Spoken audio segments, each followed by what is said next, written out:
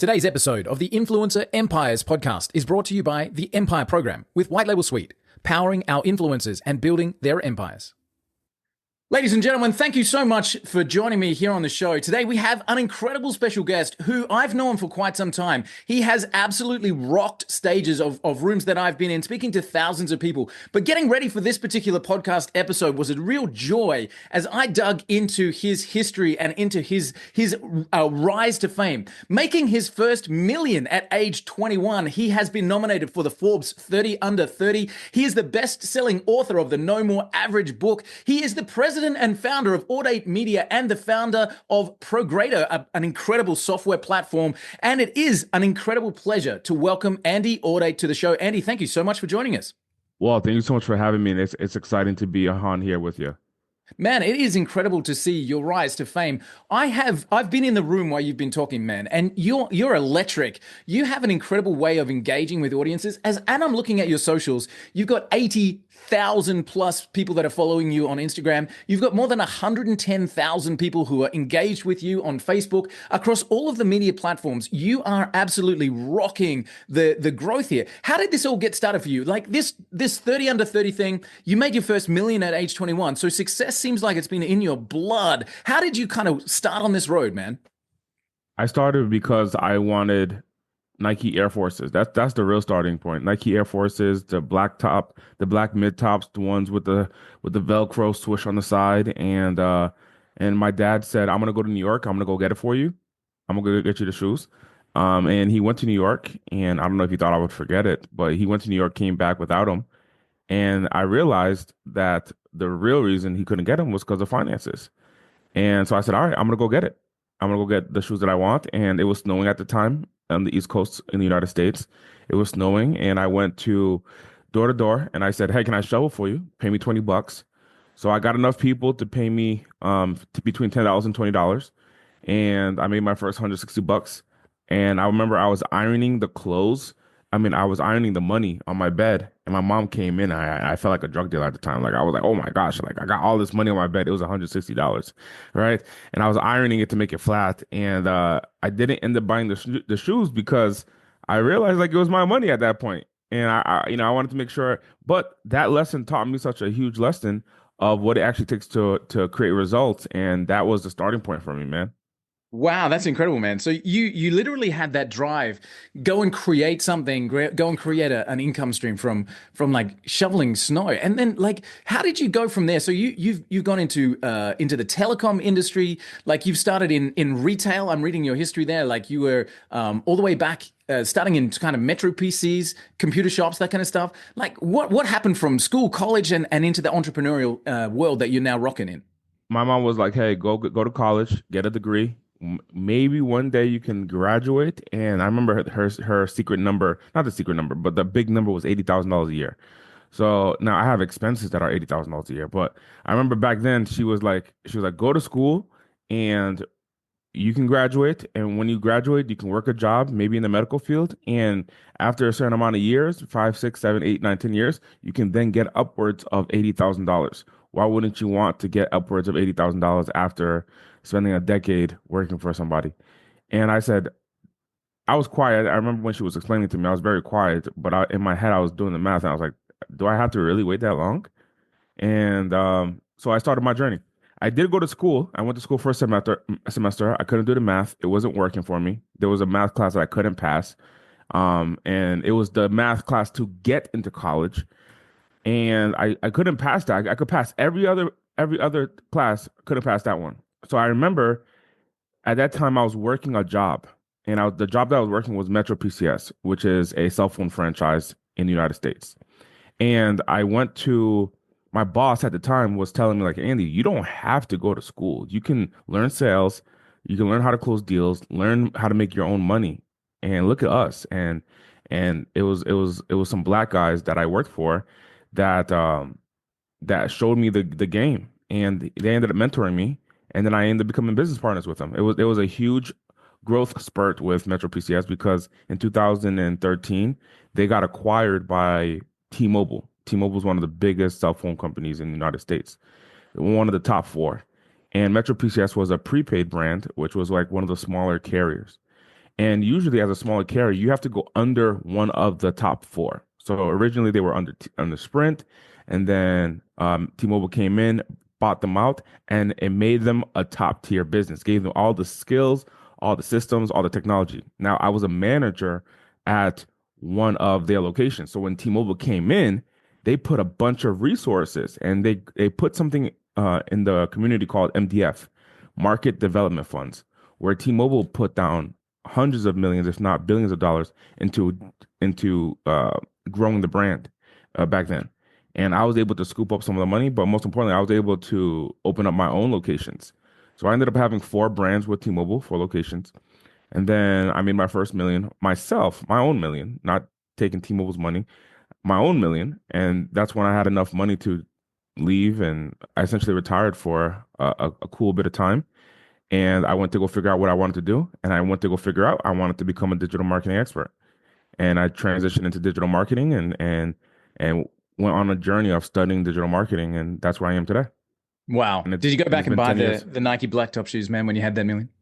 I I did buy the Nike. It was a nostalgic moment. I did buy the shoes. I remember going to the mall and I bought the shoes. I bought a lot of shoes, and it was full circle, but at the time I realized like there were bigger fish to fry and bigger things. But that was the beautiful start of a huge journey that I'm still on today. Amazing, dude. Amazing. So let me dig into a couple of little points there. So you did something at age 21 that most people wait until their later life to do. You retired for a little while. So you had that million in the bank. Tell me about that time. Like how long were you unplugged for and what happened mentally, what happened emotionally, what happened to Andy Audate during that time of early millionaire status and retirement? So I moved. I lived in a small town, and then I moved to Los Angeles, California. So that was the big thing. And then I moved into skyrise apartments right now. I was living right next to the Staples Center, which is now the Crypto.com arena in downtown Los Angeles. So right in front of my house essentially is like the Lakers coming in and out. Like I was spending buku bucks to, living where I was living, compared to where I'm from.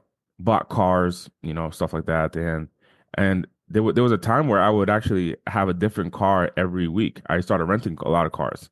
So I would have an Audi one week, and then I would have a Ford, one of the classics with the Fords, and I don't even know the names of the cars. I would just rent different cars. I would just look at them in a lot, and I would just rent different cars. I would travel. I would go to Miami, California. I would travel a lot, and I wasn't working that this whole time.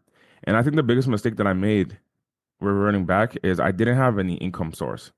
Mm. My ego was it was so easy to do it. Like think about this. I'm 21 years old, and it was so easy to do it the first time. I'll just do it again.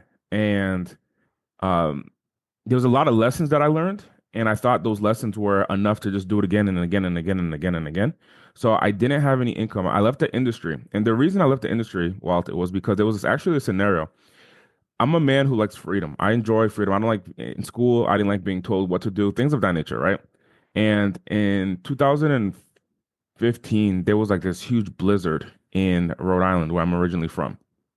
And I had the stores and my employees, I said, hey, look, it's snowing. There's no reason for me to pay payroll. On top of that, there's no reason for me, for you guys to go into the store. You guys don't even want to go into the store. And we're probably not going to sell cell phones. The snow is waist high. We're not going to go sell cell phones today. And um, I told my team, you don't have to go into work. A couple hours later, I'm sleeping, and T-Mobile calls me. We had a representative. Each franchise dealer gets a representative. And T-Mobile calls me and says, Andy, your store's not open. What's going on? I'm at one of the stores in Coventry, which we converted a Subway into a cell phone store. And so they're at the store and like, your store's not open. I'm like, dude, it's snowing. There's no one's gonna buy. And it's like, per our agreement, you have to be open this time, between that time, and so on and so forth. And that's when it clicked. I'm a business owner, but I'm not really a business owner, right? So T-Mobile can tell me when to open, when to close, what terms, the color of my store, all the t-shirt color, I'm a franchise of someone else's business. And that's when it clicked. And I remember I can't tell my employees to go back. So I was shoveling the snow off of my car whatever car I had at the time. And I was shoveling the snow, and I remember I made a declaration: I'm gonna get out of this. Like no one's gonna tell me what to do. I'm gonna get out of this. And it took me probably 18 months, 2 years to get out of that business, right? But we sold a lot of phones. We sold thousands of phones. And when I transitioned out of the industry, I didn't have a next journey. I wish I did. I promise you, brother. I wish I did. I still beat myself up. First of all, the mistake that I did was I didn't sell a business. I didn't know you could sell a business back then. I just turned 21. I was just allowed to drink. I didn't know you could sell a business. So I started dissolving the stores, dissolving inventory. I started selling off inventory and selling the products, but I never sold the business. Based on the trend of our revenue, we could have sold that business for 3 million bucks, but instead I dissolved it to nothing. It wasn't until the last 6 months that I could have actually done something. But I went to the West Coast. When I went to the West Coast and I'm living this fancy lifestyle, I didn't do much. There was no fruit to my labor. It's honestly like one of those scenarios of a Bible principle or Bible story where like, all right, God gave you this money. How are you gonna multiply it? And it's like I didn't do anything with it. I was spending it. I was traveling, and then I remember I had to find a calling. I I want to find a calling to do something, and that's when God put me into church. I went to church, but there was a lot of emotional toil throughout that time. I started dating. You know, I went on a lot of Tinder dates and stuff like that. So I started dating, but I low key went depressed a little bit because I Mm. had no direction of what I was doing. And then I went and got a mentor. I remember I went to this guy and I went to go work for him. And I said to him, I said, I want to work for you. And he was an Asian man in Orange County, California. And he's like, why do you want to work for me? I told him my background, which was a mistake. I told him my background, and he's like, why do you want to work for me? And I'm like, I want to work with you because your mindset. He had something called the Millionaire Mentor. Like he had a mindset of creating results, but he was also a married man. He had a family. He had a business. So it looked like to me like everything was working. And I remember working for him and I went to go do sales for him. I said, I don't care about the money. He gave me a $5,000 salary. I was like, bro, this $5,000 is nothing to me compared to what I got. All right. But the value of the principles that you're giving is what's important to me. So I spent a lot of time with him still to this day. So it's been about almost 10 years. Spent a lot of time with him. And he gave me all the principles that I needed on how to sell, how to qualify, how to acquire customers, how to build a business, how to lead a team. And I saw him firsthand do it, and then I helped him run his business for some time, and then I transitioned and I started my essentially my current business today. Wow, amazing. And so you went from there into digital marketing. Why? What was it about that particular field through that mentorship, through the challenges of the telco stores that you had? Like, what led you then to go digital marketing is the future?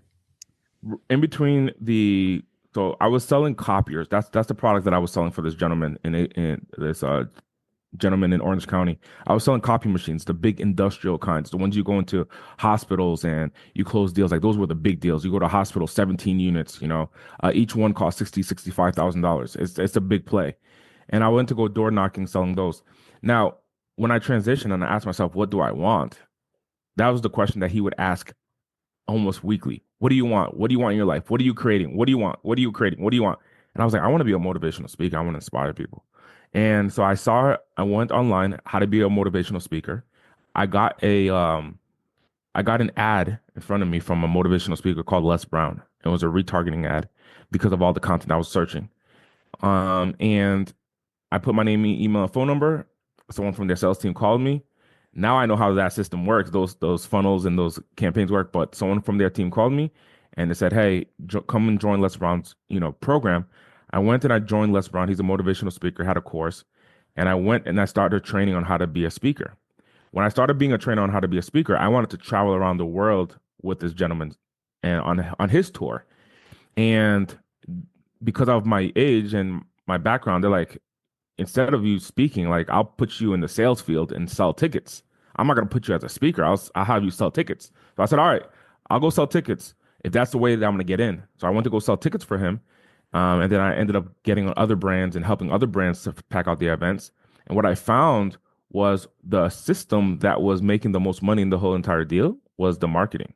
If you can control the traffic, if you can control the campaign, you can make a shit ton of money. So I decided to sell tickets by door knocking, but I also started to add the marketing element in there where instead of me door knocking, I can leverage Facebook, I can leverage Instagram, I can leverage Eventbrite, and I can leverage other people's audiences by building marketing campaigns. And that's how I got my start in digital marketing, was from speaking on stages and host and selling tickets to events, and then realizing I could leverage traffic, automation, rather than me doing the work, I can leverage all this technology to do the work for me to sell tickets. And that's what was Amazing. my start in digital marketing. Incredible, man. Like I love that journey. Like going from the realization that the marketing flow, the marketing is what's making the money flow. Like that's super cool. So Andy, as we are talking right now, you are a bona fide influencer. Like you speak, people listen and follow. You have an incredible tribe of people that are that you're coaching along the way to achieve their own results as well. At what stage did you wake up and go, "Damn, this is incredible. Like people are listening to you and following you." When did that kind of realization take place for you? During this conversation, man, I didn't really, you know, I just try to, one of the things that for me is like, I think about myself, my, my journey in previous stages. And I realized like, okay, this is what's working for me. And I just tell people what was working for me at previous stages. Mm, So I think that's where the influence comes because it's real pain.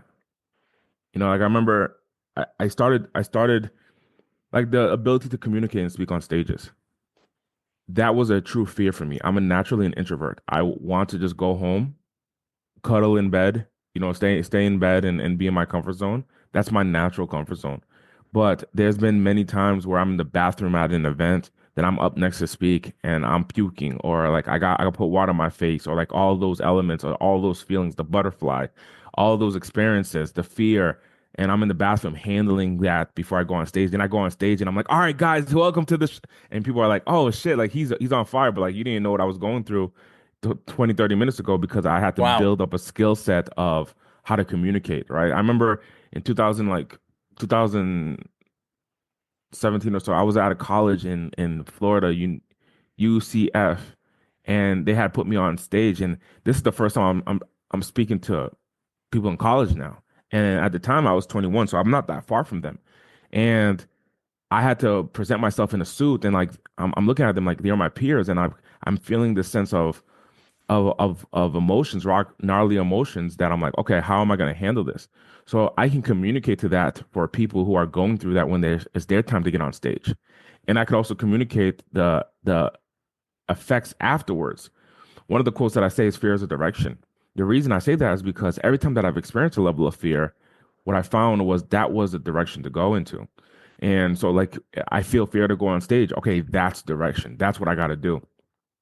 I can talk about having the wrong business model as a digital marketer. I could talk about doing high ticket services when that was a cool thing for so long, but it left me in the hunt every single month for new business. Like once it starts working and you start making the 10,000, the 20,000, the 60, the $100,000 in high ticket sales and you're like, oh, it's working. But then next month happens and the month after that where you have to go and find new revenue. And I'm like, oh, you know what? I love monthly recurring revenue where I get a customer once and then they pay me for years to come. I love seeing in Stripe, sending customers gifts and stuff like that. And I go into Stripe. I'm like, when did you sign up? And they're like, oh, 2021, or 4 years ago I've been with you. 5 years ago I've been with you. I did an event last week in the Philippines, and it was with a client of ours. And I'm like, how long have you been a client of ours? And they're like, hey, since 2020. I'm like, oh, that is phenomenal, man. Like since the pandemic. You chose to come with us during the pandemic, and you've seen our growth. And they're like, yeah, I've seen your growth, but they've been a paying subscriber for 5 years. So the fact that I'm able to live a lifestyle, but also give value every single month, that makes me get very creative on how I can Mm, deliver value to my clients every single month, yeah. rather than be on a hunt for a new customer every single month. So we'll dive into the monetization in just a second because you're a client of ours with our Empire program, which we love you for, and which is providing like one of those recurring models in the back end. So we'll Yeah. dive into that in just a second. But focusing on the And usage. We'll talk about usage too. yeah, let's do that. Absolutely. But focusing on the speaking for just for a moment. So as you said, you can speak to millennials about the situation that they're in. You can talk to digital marketers about the wrong business model. You can talk to people about the fear of getting in front of groups, etc. But Andy, let me ask you. You know, being an influencer, being somebody that has that tribe, there's a responsibility of that leadership that comes with that as well. If you had a room full of people, let's go Les Brown standard, let's go Anthony Robbins standard. You've got an auditorium. There's 10,000 people in the room, and you're about to go on stage, and you can speak on any topic you choose. What would be your topic of choice in that moment? It would be it would be more life principles rather than business strategies, unless it was specific for business strategies, but it would be more life principles. And I Tell me think it about would be that. the life principles that God has given me. Number one is that thing of fear is a direction. You know, the internal feeling of the butterflies, like that butterfly. Oh, I'm nervous. I'm fearful. Many look at that as something that is negative. Mm, I look at it as something that's actually positive. If anything, I look at it as a spiritual direction that God is saying, go in this direction. And maybe since we've been a child, we have misconstrued that feeling and interpreted it as a bad thing. So when I say that, hey, look, like if I have to make a decision, if I'm at the fork in the road and it's like leave my hometown and leave my corporate career, like I'm sure many of us have been there at some point. Leave my hometown and leave my corporate career and or drop out of school, something of that nature, right? And I'm at this fork in the road. Do I do it or do I not do it, right? Do I not do it is my comfort zone. It's something that I'm already comfortable with. Do I do it? Leave my hometown, leave my corporate job, leave school, whatever that thing is, leave my job and go into that known direction, unknown direction. There's gonna be a level of fear, man. And I think that level of fear is actually the direction to go into. So if I was on a stage, I would share different scenarios and different stories. I would prove the point, and then I would share the point, and then I would explain why that point is so true. mm. Before I started my cell phone journey, bro, I remember I was in the bathroom. There was an opportunity for me. I remember I was in the bathroom in the gym, and it was time for me to make the decision. Well, I had like, I don't know, like 10 grand in the bank from commissions, right? At the time, I was an employee and I had like saved upwards of 10,000 bucks. And I had a business partner going into the cell phone business. The business partner ended up not being able to pull in their portion of the weight. And it cost me like 10 grand to get started in my cell phone journey. I started off with a kiosk in the mall. Then I had to put up the whole 10 grand. And that 10 grand was so heavy on me, brother. It was so heavy on me. I remember I went to the gym, I had to make a decision. And I was looking at the mirror and I was thinking about all the failure that could happen. And I was looking in the mirror and I ended up bleeding. I ended up bleeding through my nose. I was so fearful. Where I come from, the money conversations is so heavy weighted. Wow. Your people are poor. The average household income where I come from is $50,000 a year. Household. So multiple people in the household, $50,000 a year, right? The city that I'm from, 1 square mile from one end to the other end. The friends I hung out with, many of them are still in prison today. 70, 60, 50 years in prison, locked up when they were 19, 20, 22 years old, very young. That's my home. That's where I come from. So being able to save 10,000 bucks and then getting to the point of you have to put it all into this business, into buying inventory. And my inventory was a couple of phones. It wasn't even like a big investment today. Now I think back, but back then it was the biggest deal in my life. And I remember thinking of so much negativity. And I remember I had to go to the gym and I just work it out. And I was working it out.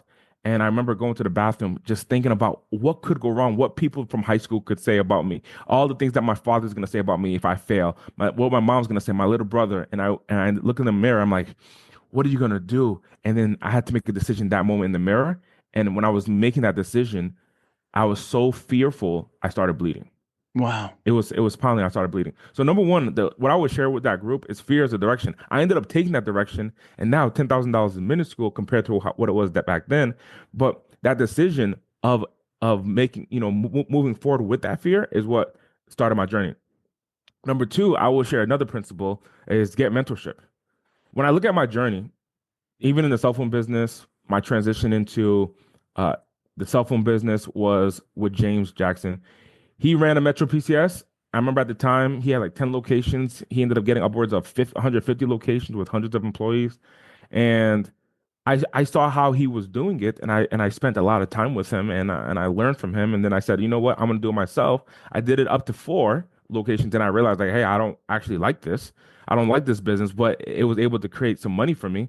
And then I transitioned, and I traveled with, or I went.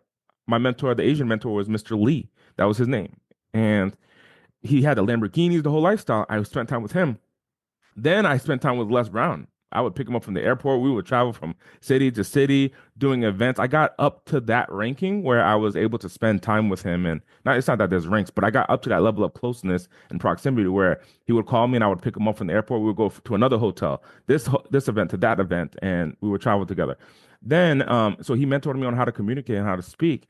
And then now high level, I look at high level as a mentor where I'm looking to do the big SaaS play. I'm like, high level, will you mentor me? And Sean and Robin, I was with Robin Alex last week in Arkansas. We were in the car together and I'm asking them like, hey, like this is what we're doing in our SaaS. This is our play. What have you learned in the high level that we can adopt inside of our version? Even though we're under you, like what our success is your success.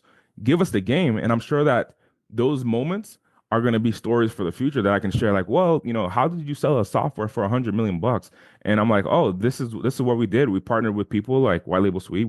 We had this in the back end. We had customer success. We had these automations. We had this campaign, and so on and so forth. And then the result was a valuation of $100 million, and we decided to beat the bullet and we exited. I Or love we it.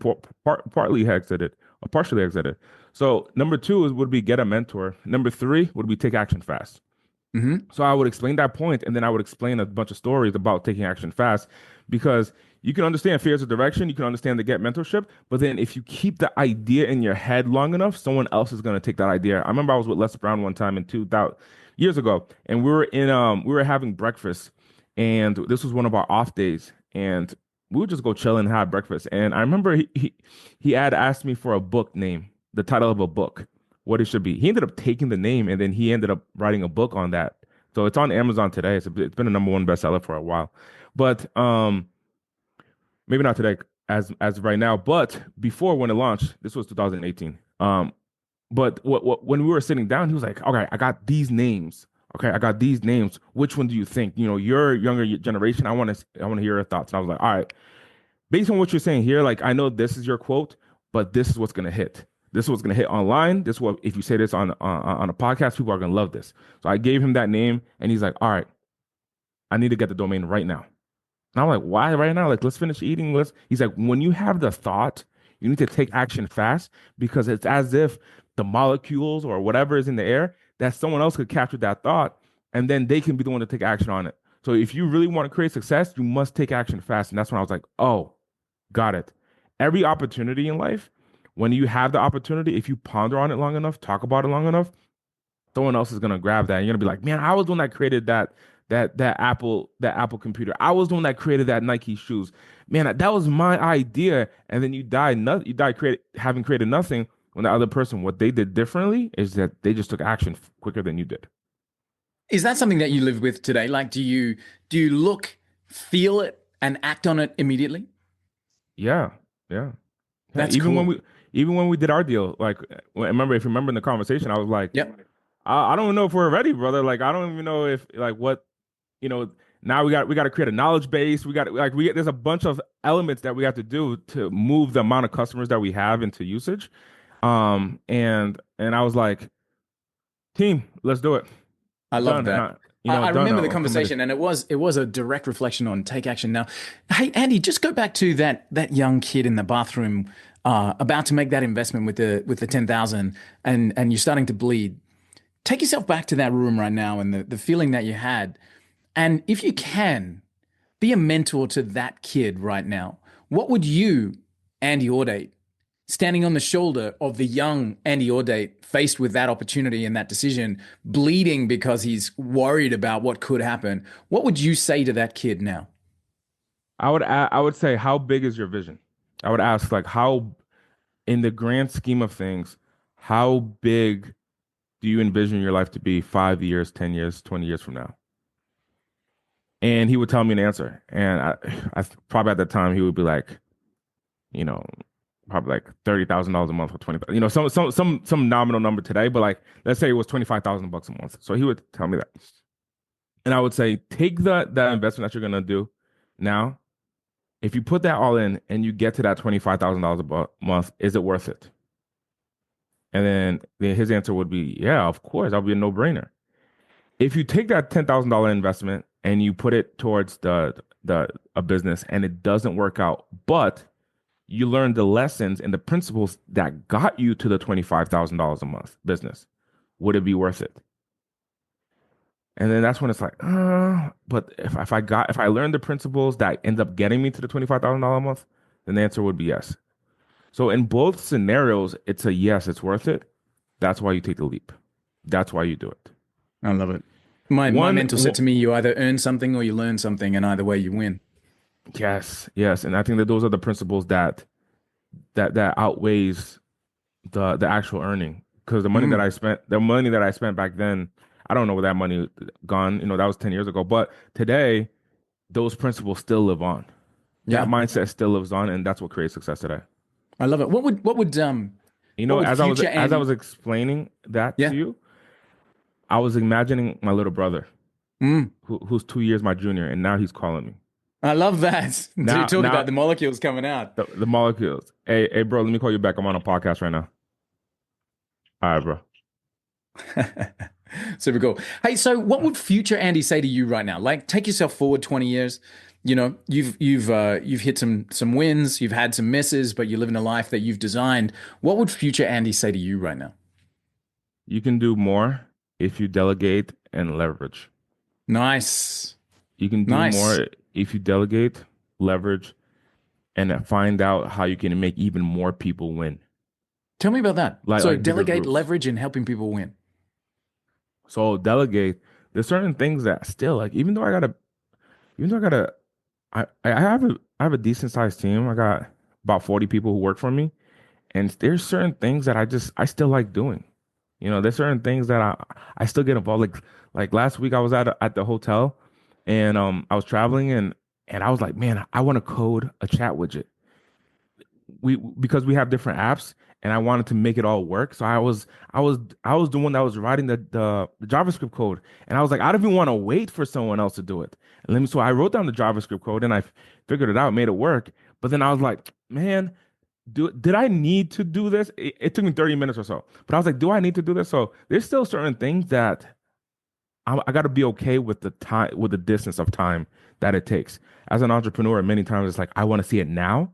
And that between that moment of 8 p.m. where I had the thought of having a multi-chat widget built for our membership portal, that moment, didn't even want to wait the 48 hours for my development team to go ahead and create it. I was like, I'm gonna figure it out. So I think there's gonna be moments where my older self is gonna say, you could have done more in that time if you just truly let it go, like get it off your plate and let it go. Even your ideas, like just record a Loom video, submit it, and allow your team that you hired to take it on. And I think that's still a principle that I still get to like let go of. Nice. Sounds like old Andy's going to be wise, man. You'll have to pop back in and do another session with us. It's going to be, he's going to be wise, man. Hey, so number two, the leverage. Yeah, go. Absolutely, keep going. The number two is the leverage is identify partners. I remember I was reading a book called Focus by Al Reese this weekend, and he was saying, who in your customer base or who in your fulfillment benefits when you sell? And I was like, what do you mean by that?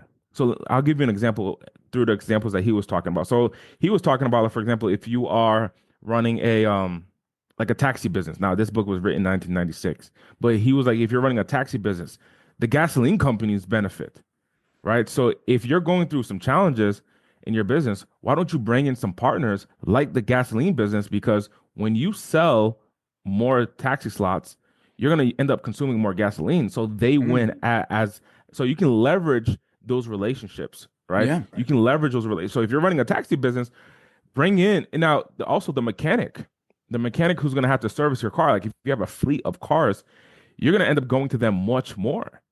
So you can leverage a deal where they become your in-house mechanic rather than you outsourcing, because you're going to be, as your business grows, so you can determine terms with them. So those are some examples of leverage. There's a bunch of different other factors when it comes down to leverage. But then the number three principle that I think the bigger older me is going to really think about is identify groups to help win rather than individuals. Okay, tell me Identify about that. groups. So today we help a lot of individuals win. We help a Mm, lot of independent business owners. We call them IBOs or entrepreneurs. Um, we help them win as the entrepreneur that's leading the organization.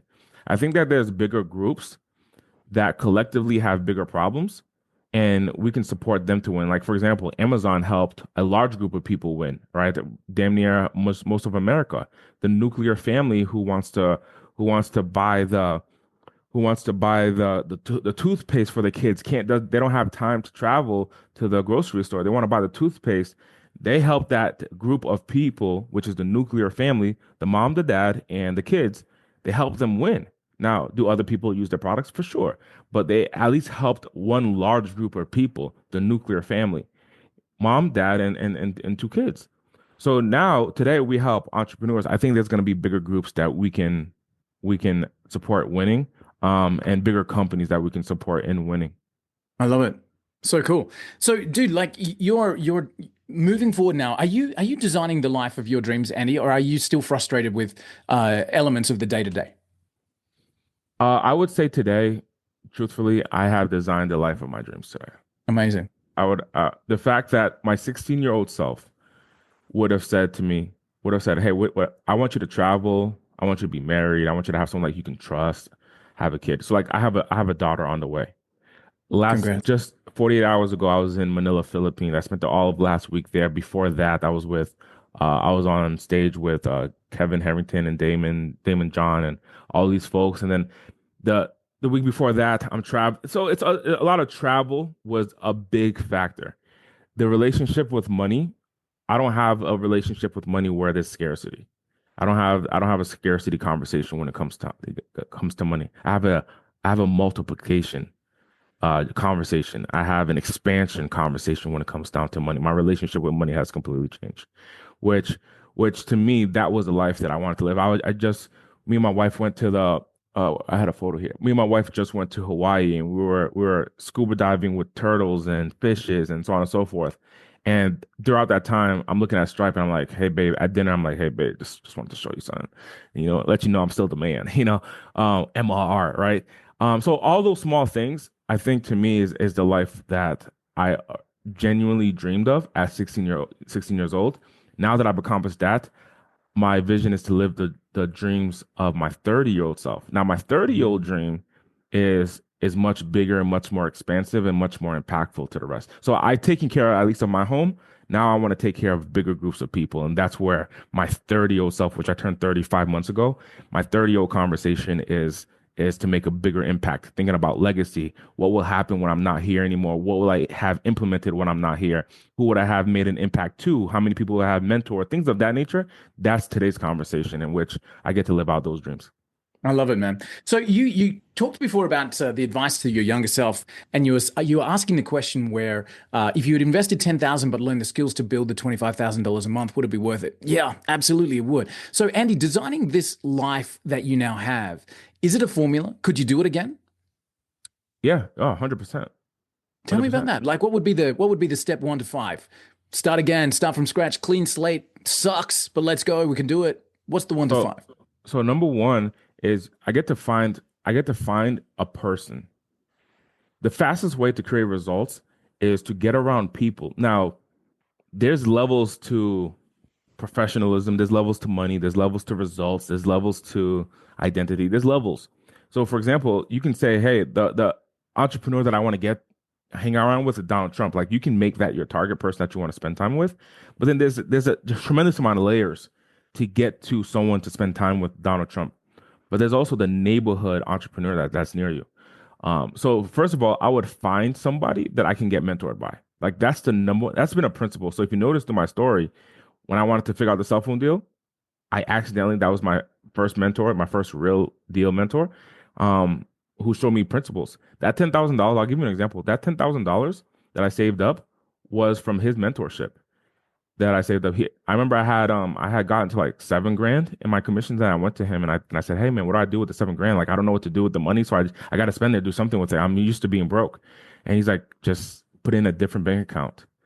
So he started teaching me the principles of profit first. If you understand Mike McCollowitz's book, Profit First, that's a principle like where you have different bank accounts to manage your money rather than having one big bank account. You can have multiple bank accounts. So like in one business, I could have 11, 12 bank accounts for all different reasons, not because it's crazy amount of money in there, it's just for different reasons. And that's a great way to make sure your business is profitable. So he started teaching me those principles that he had to learn. And so he said, put it in a different bank account. Don't look at it. Don't touch it. And I remember saying, but I have the money. Let me go buy a car. And he said, don't buy a car. Ride your wheels until it fall off, until the wheels fall off. And I remember that principle. I remember that conversation that we had, and it worked. So number one is I would say get a mentor. And the way that you identify the mentor is identify someone that you want to duplicate their life, at least at this stage, at least at this current result. Like you want to at least get to their level, and then you can always find another mentor and continue to grow. But find the mentor that you can level up with. So that's number one. Number two, it's actually serving. If you want to create more results, it's identifying how to serve other people. That mentor, find out how you can multiply his business. Find out how you can take his life to the next level or her life to the next level. Because it's the principles that is gonna serve you. It's the lessons that's gonna serve you. It's not you doing it yourself. Like it's those lessons that's gonna serve you. Like the fastest way that if you want to learn, I'll give you an example since we're in a similar industry. I host events where I bring in our affiliates. So I'll go to a speaking event and I'll give our affiliates shirts. They can fly in on their money, fly in to help me sell my white label Progretta. So there's been events, for example, where it's like 12 affiliates who are all Progretta t-shirts going out into the marketplace to bring in new subscribers. They get an affiliate commission. That's how they get paid. But they pay on their dime. That learning curve, I give them the skills, I give them the processes, and I give them real life experience to go ahead and do that. We had someone in our program. They went out and did a bunch of sales. I forget the exact number. It was still in the single digits, so less than 10. But they did a bunch of sales back to back of our white label software for $399 a month. And then they went and got those customers. And what do you think happens next? They now know those principles. So guess what their strategy has been since the first time they did it with us? They now go to events and they acquire customers for their business. So because they went and did it for someone else. So if they were in their selfish mind, like, Andy, I'm not going to help you sell your SaaS. I'm going to focus on selling my own SaaS. Cool. That's not a problem. That's not bad. If you want to fast pace your journey, what I would do is I would go find someone else that I can go serve. Like that's why, today I'm a high level affiliate, but I would go find someone else that I can go serve in their business and help them with their vision because those principles are what's going to last forever versus the couple of customers that you're going to earn or the money that you're going to make. Those principles is what lasts forever. So number one, find a mentor. Number two, support them in their growth and their vision. Number three, align myself, like immerse myself. It's all a people play. I'm align myself and be around other people who are like-minded with the objective that I have. So when I wanted to get married, before I don't go and find a wife. I go find a mentor who's married and I say, what does it take to be a husband? What does it take? So that was my play. What does it take to be a husband and an entrepreneur? That's why I spent time with Mr. Lee. I'm like, what does it take to be a husband, entrepreneur, and a dad? Like, well, tell me what that looks like. And he's giving me a schedule. What does it look like, right? So then I help him in his business, in his life, in his vision, in his future, in his household, and then I transition, and then now today I'm a husband with a daughter on the way, right? Amazing. So number one, find a mentor. Number two, support that person. Number three, align myself. Like I want to get around other husbands or other entrepreneurs or other Christians, whatever that is that you're trying to level up in. Align myself with other people that are like-minded. And what happens is the results happen as a byproduct. Amazing. Amazing. So nowhere in there did you talk about products, sales, marketing, finding a group of customers, that kind of stuff. You're talking about setting yourself up first, making sure that you're the right mindset, the right people, that you're becoming the right kind of person that can build something. Are you telling me that the products in the market take care of itself after that? That's a byproduct. The Mm, byproduct is determining the next thing. Like for example, when someone looks for the right opportunity, the opportunity will present itself because you're already in the social group. You're already in the social circles. You're mm. already in the right place. I'm gonna give you another example to high level because we're both in the high level ecosystem. When Yeah. I found high level, the way that I found high level was I was invited to an event by a previous mentor that I was helping them grow their business. I was a top affiliate at another company. I brought them hundreds of customers, and they brought me into this to an event that high level was speaking at, right? And because I was supporting someone else in their vision. I get to live mine. My vision Wow. gets to live because I get to support someone else's. And then I also help other people who I mentor who helps me with my vision. So it keeps on playing, but as a byproduct, their vision grows, and it's just like this circle of life that just keeps on happening and happening and happening and happening. Wow. Dude, I love it. I'm absolutely in awe. So, man, tell me about a day in the life of Andy Audate right now. Daughter on the way. Congratulations. Travel more often than not, in your calendar. You're leading a group of people. You're an entrepreneur, a Christian, an influencer. You've got all of those boxes ticked. What is a day in the life of Andy Audate looking like now? Every day is different. Ideal day, I wake up. I wake up around 4:30 in the morning, go to a cold plunge. I go to the gym. When I get to the gym, this morning was battle ropes, right? So I did the battle ropes and burpees and so on and so forth. So get to the gym, and then some days I go out to Sprouts, which is a grocery store near me, and I go to the grocery store, pick up some steak, cook some steak and eggs in the morning. Wake up my wife with some flowers. That was just this morning. Wake up with my wife with some flowers and some chocolate. Let her know how much I love her, and take out the dog. Then get on. I get some messages. My team is online at that time. I guess I see the messages in Slack with my team handling, questions, challenges, concerns. They're all working together in unison. I might jump into a conversation that I see on side of Slack. And then I have a meeting with my executive assistant on Zoom where we do something called a sync meeting, which is Hmm. let's get on the same page. I have some ideas, you have some ideas. I'm sure stuff has come in through the inbox, things of that nature. So bring it up to my attention, what's actually important. I'll bring up to you what my thoughts are, and then we get on the same page and alignment of what's next. We just meet 3 times a week, and then I finish our sync meeting. I might do a podcast here and there. Just wrapped up a podcast with Eric Sexton, who is one of the top commercial real estate brokers in Las Vegas, Nevada. So he's the one who's selling, like, for example, Chick-fil-A restaurants and Starbucks and things of those natures. So spend time with people like that, and socialize and do podcasts with them and people like yourself, Walt. And then I may have one more meeting. Like I got another meeting talking about our event, the GHL Engine Summit, that's coming up in a few weeks. So I got one more meeting to see the progress, what my team is doing on that. Wrap up the day by getting dinner with my wife again, and then take our puppy for a walk, and then head out to bed. And that's Man, just normal. again, the life of the dreams, dude. I love it. Guys, I am very conscious of Andy's time, so I'm going to wrap up. But here's what I know for sure.